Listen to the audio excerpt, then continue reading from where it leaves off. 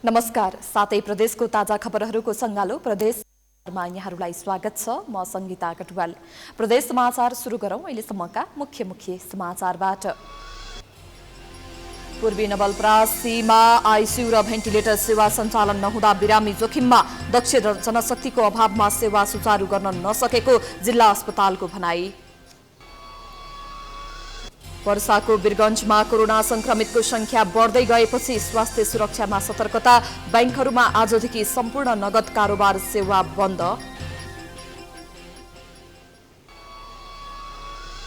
रौतहटको चन्द्रपुर स्थित मरधर सिमसार क्षेत्र अतिक्रमणको चपेटामा, सरकारी जमिन व्यक्तिको नाममा दर्ता भएको खुलासा। र संक्रमणको जोखिमसँगै जारी निषेधाज्ञाका कारण नवलपरासीमा गोदाम गरी राखेको फलफूल कुहियो। सोलुखुम्बुमा तरकारी बिक्री नभएपछि व्यवसायी मारमा।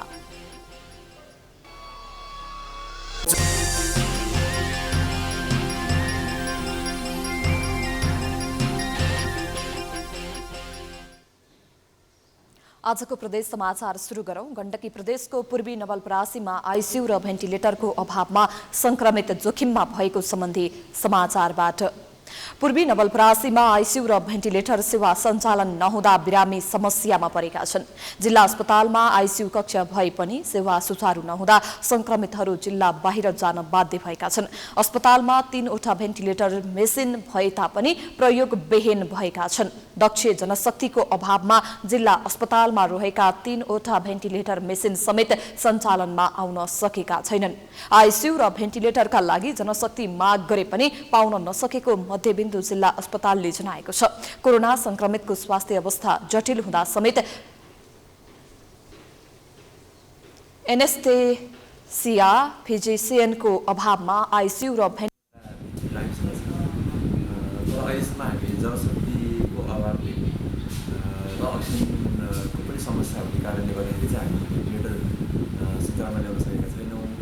अब जनशक्तिको लागि चाहिँ एकजना फिजिसियन र एकजना एनेस्थेसियोलोजिस्ट चाहिँ हुनुपर्नेमा प्रदेश सरकारले पनि करारमा नियुक्ति गर्न खोजे पनि कसैले पनि अप्लाई नगर्नुको कारणले गर्दाखेरि चाहिँ अहिलेसम्म यो काम गरिरहेको छ। तर पनि हामी अब यो समस्या जुन बिग्रिँदै गएको खण्डमा चाहिँ हामी विज्ञहरूको सल्लाह बमोजिम अथवा यो गरेर हुन्छ कि जसरी हुन्छ हामी त्यसपछि उहाँहरूसँग सिकेर हामी आफै पनि सञ्चालनमा ल्याउने कि भन्ने त्यस्तो हाम्रो तय।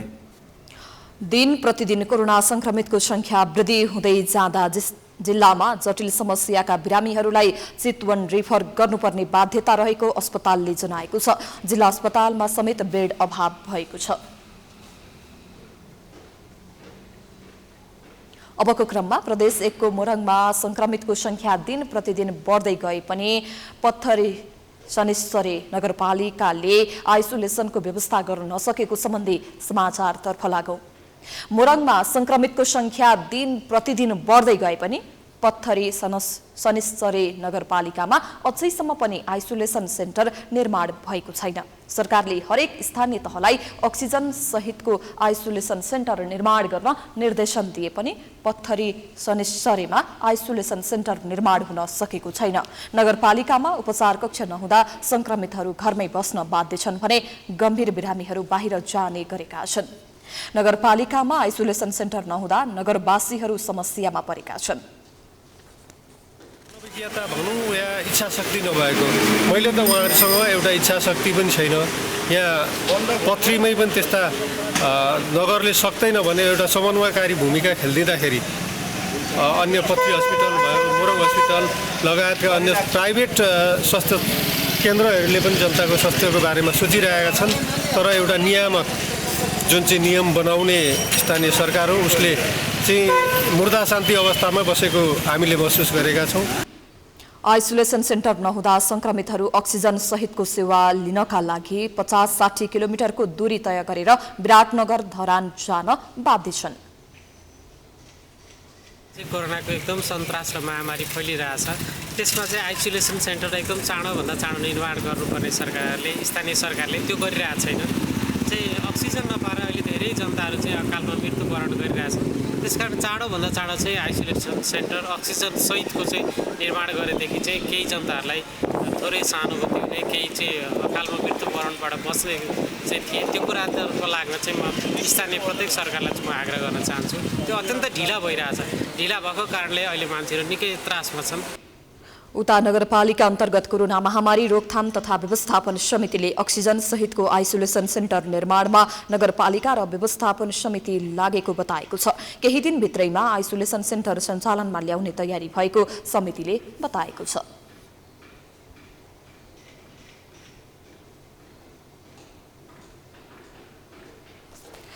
आइसोलेसन सेन्टर सञ्चालनमा नआउँदा अक्सिजनको अभावमा स्थानीयले ज्यान समेत गुमाएका छन् भने पत्थरी शनिश्चरीमा हालसम्म सक्रिय संक्रमितको संख्या 62 र मृत्यु हुनेको संख्या 4 पुगेको छ। प्रदेश समाचारमा पालो भएको छ विश्रामको।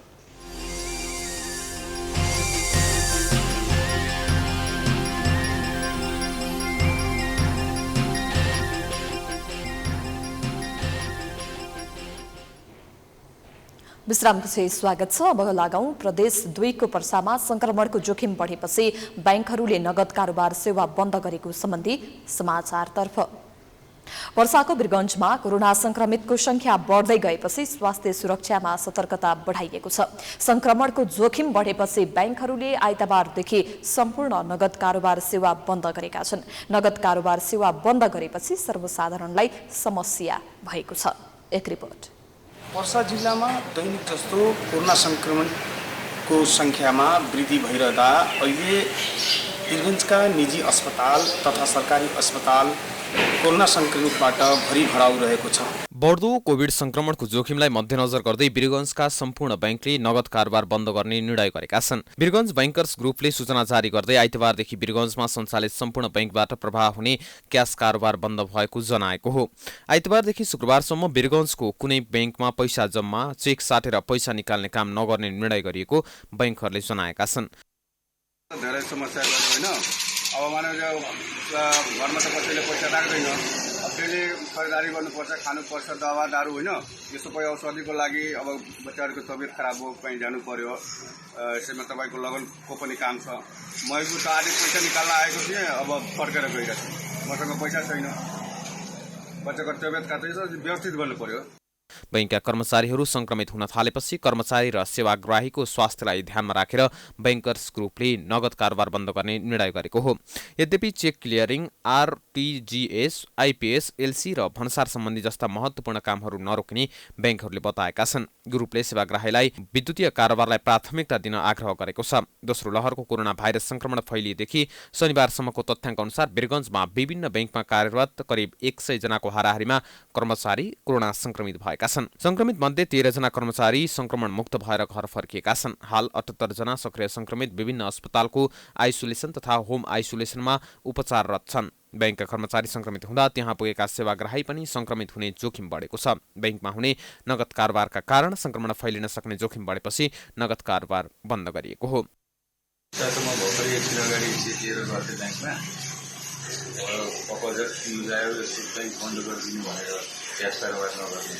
अनि हामी जस्तो मान्छेलाई अनलाइन ब्याङ्किङको बारेमा थाहा नभएर पनि र हामीसँग एटिएमको पनि सुविधा छैन। अब जस्तो पेन्डेमिक बेलामा क्यासको कारोबार ब्याङ्कले अचानक बन्द गरिदिँदा हामीले धेरै समस्या भयो। अब नगद कहाँबाट ल्याउने, बरु यसलाई व्यवस्थित तरिकाले स्वास्थ्यको मापदण्ड पालना गरेर मान्छेहरूलाई पालो गरेर क्यासको कारोबार गराइदियो सहज हुन्छ। स्वास्थ्यकर्मीले बैंकले स्वास्थ्य सुरक्षा मापदण्ड पालना गरे पनि कर्मचारीबाट सेवाग्राहीमा संक्रमण फैलिने जोखिम उच्च भएको बताएका छन्।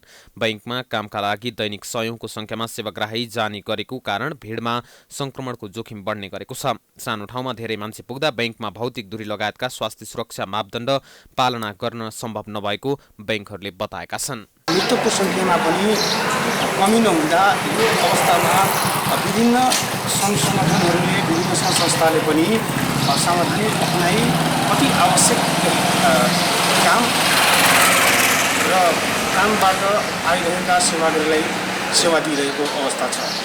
वीरगञ्जबाट क्यामेरामा राजु बैठाको साथ जितेन्द्र शाह, पर्सा।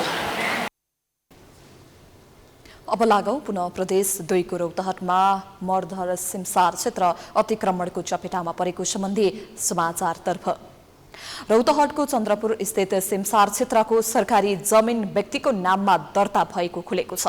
चन्द्रपुर नगरपालिका 8 स्थित मर्धर सिमसारको जमिन चेतवन, मकवानपुर, पर्सा लगायत जिल्लामा बसोबास गर्दै आएका व्यक्तिहरूको नाममा दर्ता भएको खुलेको छ। सरकारी जमिनको सिमसार क्षेत्र व्यक्तिको नाममा दर्ता भएसँगै अतिक्रमणको चपेटामा परेको छ। एक रिपोर्ट।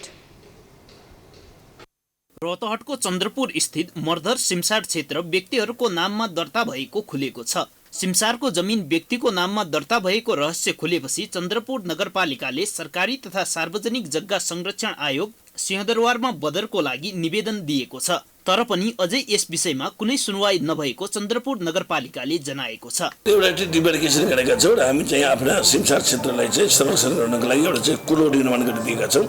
विगत वर्षमा चाहिँ एक्सकाभेटर लगाएर चाहिँ एउटा चाहिँ सीमाङ्कन हामी बनाएका छौँ।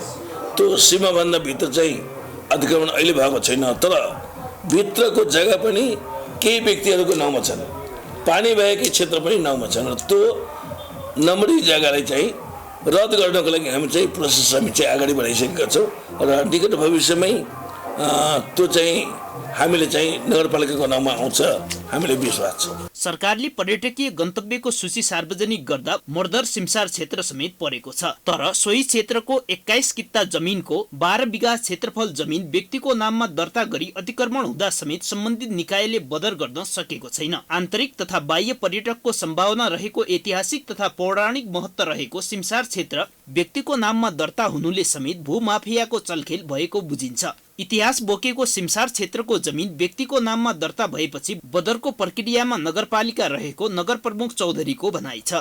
आयोग जुन केन्द्रमा छ त्यसमा हामीले चाहिँ त्यो चाहिँ रद्द गरेर त्यो चाहिँ सार्वजनिक सम्पत्ति हो र त्यो चाहिँ सिमसार क्षेत्रमा गाभिनुपर्छ भनेर हामीले चाहिँ मुद्दा पनि हालिसकेका छौँ। अनेक किसिमका चराचुरुङ्गीहरू पाउँथ्यो, तर जब चारैतिर बस्तीहरू बस्न थाले चराचुरुङ्गी पनि हराए र त्यो चाहिँ अहिले हेर्न लागेको र त्यहाँ चाहिँ अब व्यवस्थित गर्न नसक्यो भने चन्द्रपुर नगरपालिकाको एउटा आय स्रोतको रूपमा चाहिँ पर्यटनको विकास गर्न सक्यो भने, त्यहाँ डुङ्गा सञ्चालन गर्न सक्यो भने त्यो चाहिँ एउटा चाहिँ राम्रो तपाईँको यो एउटा यो दृश्यको हिसाबले, अवलोकनको हिसाबले पनि र पर्यटन क्षेत्रको हिसाबले पनि र एउटा चाहिँ आय आर्जन गर्ने थलोको रूपमा पनि विकास हुन सक्छ। सिमसार क्षेत्रमा साइबेरियन हाँस लगायत पन्छीहरूको वासस्थानले गर्दा यस क्षेत्रको सौन्दर्य बढाएको छ। तर 2046 सालमा वन क्षेत्र सुदृढीकरण उच्च आयोगको नामबाट जमिनदारलाई उक्त सिमसारको जमिन कित्ताकाट गरेर वितरण गरेपछि यसको सौन्दर्य ह्रास आएको छ। सिमसारको नाममा चन्द्रपुर नगरपालिका लगायत अन्य सरकारी निकायबाट पर्यटन प्रवर्धनको लागि ठूलो लगानी हुँदै आएको छ। सम्बन्धित सरोकारवाला निकायले ठोस योजना बनाएर पर्यटकीय क्षेत्रको संरक्षण गर्नुपर्ने देखिन्छ। प्राइम टाइम्स टेलिभिजनका लागि रौतहटबाट सन्तोष काफ्लेको रिपोर्ट। प्रदेश समाचारमा पुनः पालो भएको छ विश्रामको।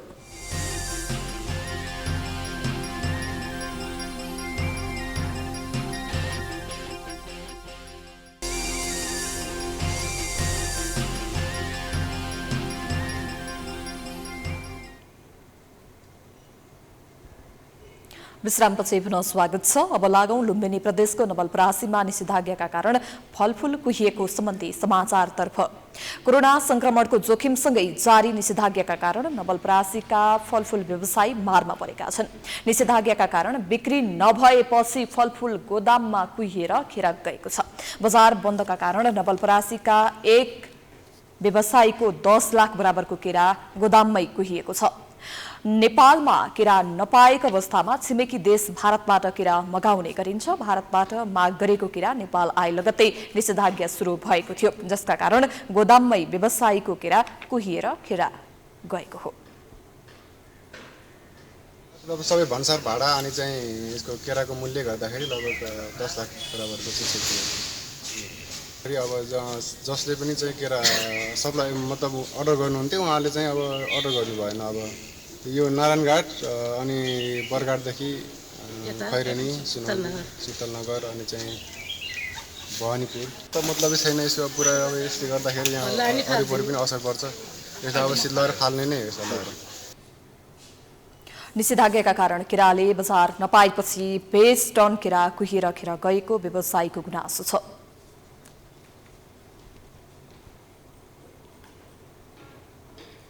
अबको क्रममा प्रदेश 1 को सोलुखुम्बुमा तरकारी तथा फलफूल बिक्री नभएपछि व्यवसायी मारमा परेको सम्बन्धी समाचारतर्फ लागौं। कोरोना महामारीका कारण सोलुखुम्बुको तरकारी तथा फलफूल व्यवसायी मारमा परेका छन्। जारी निषेधाज्ञाका कारण खरिद गरेको तरकारी तथा फलफूल बिक्री नहुँदा कुहिएर खेर जान थालेको छ। जिल्लाका सम्पूर्ण हाट बजार बन्द भएकोले तरकारी खेर जान थालेको व्यवसायीको भनाइ छ। सदरमुकाममा बस्ने अधिकांश मानिसहरू गाउँ फर्किएसँगै तरकारी तथा फलफूल बिक्रीमा कमी भएको छ, जसका कारण सल्लेरी बजारमा खुला रहेका तरकारी पसलहरूमा तरकारी कुहिन थालेको व्यापारीको गुनासो छ। घाटा त अब अहिले यति नै त भन्न सकिँदैन है। तपाईँको अब यो हप्ताको लगभग सबै घाटा नै छ भनौँ न। मान्छे हिँड्नुलाई छैन, व्यापारै छैन। तपाईँको जस्तो ल्यायो भन्दा लगभग 50% सामान कुहेको भेटियो। कुहियो लगभग 50% भन्दा पनि बढी कुहिसक्यो। लगभग 75% जति लगभग फालियो। बाहिरबाट ल्याएको तरकारी सबै फाल्नु हो। स्थानीय जातको पनि तरकारी छ कि? छ तपाईँको स्थानीय जातको बाहिरबाट ल्याएको सबै तरकारी छ। सबै लगभग छ त, सबै लगभग 75% लगभग फालियो। के तरकारीहरू कुहे?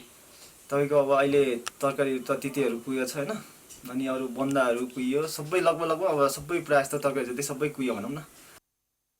व्यवसायीले सल्लेरीमा लाग्ने शनिबारे हटियामा तरकारी तथा फलफूल बिक्रीमा लैजाने गर्दथे, तर तरकारी किन्ने मानिस नहुँदा तरकारी कुहिन थालेको व्यवसायीको गुनासो छ।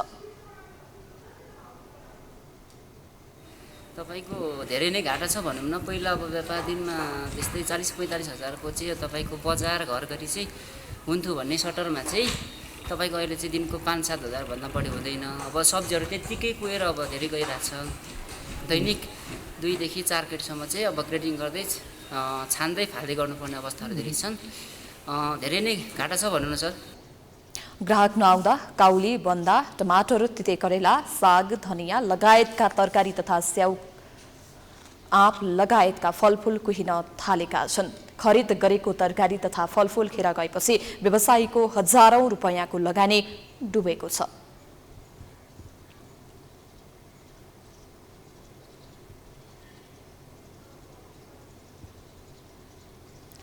अन्तमा लुम्बिनी प्रदेशको कपिलवस्तु अस्पतालमा आफ्नै अक्सिजन प्लान्ट उद्योग सञ्चालन गर्ने सम्बन्धी समाचारतर्फ लागौं। अक्सिजनको अभाव हुन नदिन कपिलवस्तु अस्पतालमा आफ्नै अक्सिजन प्लान्ट उद्योग सञ्चालन गर्ने निर्णय गरिएको छ। कोरोना संक्रमितको संख्या बढेपछि उपचारका लागि अक्सिजन अभाव हुँदा संक्रमितले उपचार नपाएर ज्यान समेत जाने गरेको छ। जिल्ला स्तरीय कोरोना संकट व्यवस्थापन केन्द्रले अस्पतालमा अक्सिजन प्लान्ट उद्योग सञ्चालन गर्ने निर्णय गरेको हो। पनि सरसल्लाह भइरहेको छ र तर अहिले चाहिँ नि आपूर्तिकर्ताले बेलैमा सप्लाई गर्न नसक्ने, भारतबाट मात्रै ल्याउन सक्ने अवस्थामा पहिला 40-45 लाखमा हुने कुरो अहिले धेरै महँगो भनेका छन्। 80-90 लाख भन्ने छ। त्योमा सामान्य परामर्श भइरहेको छ, राख्ने कि नराख्ने, त्यत्रो ठुलो स्रोत कताबाट जुटाउने सामान्य छलफल भइरहेको अवस्था छ। र अस्पतालको आइसियु 10 बेडको सञ्चालन भइसकेको कारणले यस्ता समस्या पछि आउन नदिनलाई सबैको साथ सहयोगमा अस्पतालमा अक्सिजन प्लान्ट राख्नु धेरै राम्रो हुन्छ। अहिले अस्पतालमा 200 सिलिन्डर आवश्यक रहे पनि हाल 111वटा मात्र छन्। जिल्लामा अक्सिजन प्लान्ट नहुँदा बाहिरबाट अक्सिजन खरिद गर्नु परेको अस्पतालले जनाएको छ। प्लान्ट निर्माणका लागि 2 करोड 50 लाख रुपैयाँ लाग्ने अस्पतालले जनाएको छ।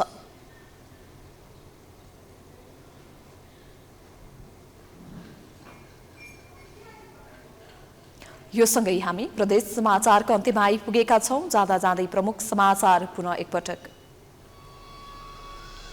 पूर्वी नवलपरासीमा आइसियु र भेन्टिलेटर सेवा सञ्चालन नहुँदा बिरामी जोखिममा, दक्ष जनशक्तिको अभावमा सेवा सुचारू गर्न नसकेको जिल्ला अस्पतालको भनाई। पर्साको वीरगञ्जमा कोरोना संक्रमितको संख्या बढ्दै गएपछि स्वास्थ्य सुरक्षामा सतर्कता, बैंकहरूमा आजदेखि सम्पूर्ण नगद कारोबार सेवा बन्द।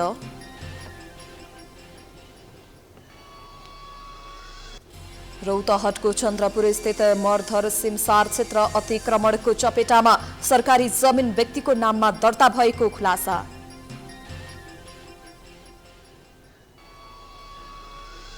र संक्रमणको जोखिमसँगै जारी निषेधाज्ञाका कारण नवलपरासीमा गोदाम गरी राखेको फलफूल कुहियो। सोलुखुम्बुमा तरकारी बिक्री नभएपछि व्यवसायी मारमा।